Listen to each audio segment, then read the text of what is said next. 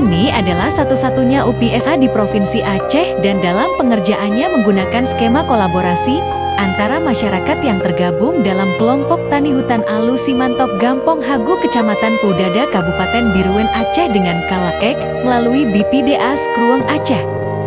Lokasi kegiatan UPSA dapat berada di dalam kawasan hutan, yaitu lokasi izin perhutanan sosial yang diusulkan oleh masyarakat berupa HKM Alu Simantop. Dulunya di lokasi ini, merupakan bekas tempat penimbunan kayu hafok kompontren Najmusalam serta belukar. Kini di lahan seluas 10 hektar ditanami tanaman dengan jenis durian dan alpukat untuk pembangunan model aral. Teknik konservasi tanah yang diterapkan adalah pembuatan teras bangku untuk meminimalisir erosi permukaan. Kedepannya lokasi ini pun dapat menjadi sarana ekowisata bagi khalayak umum.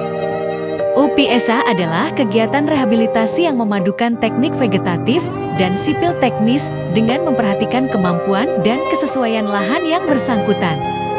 Lokasi kegiatan pembangunan model UPSA ini berada di lahan kritis yang memiliki potensi dan dapat dimanfaatkan untuk aktivitas budidaya, terutama melalui pola agroforesti.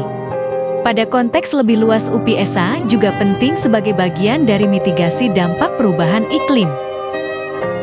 Kaju baik kedun sangat kena baby gaji itu kupu perang mai hai paju hai mukmin kata kaju ya tirada ah eleman ya nah eleman mukmin kupu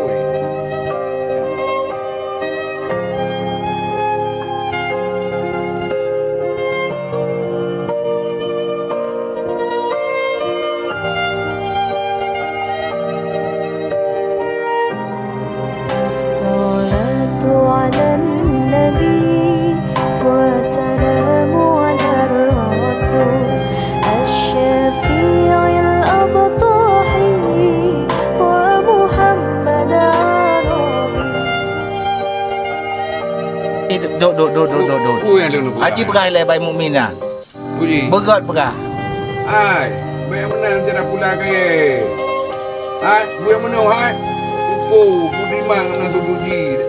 Kuntu darajat. Kau nasirnya apa bubui lagi yo. Bubui kena aja. Bubui kaya mumpun kena. Hai, kau ni tidak makan dapat mumpun le. Kerja pula babak yang kena pala baju. Belum ada pakai. Pegah peti.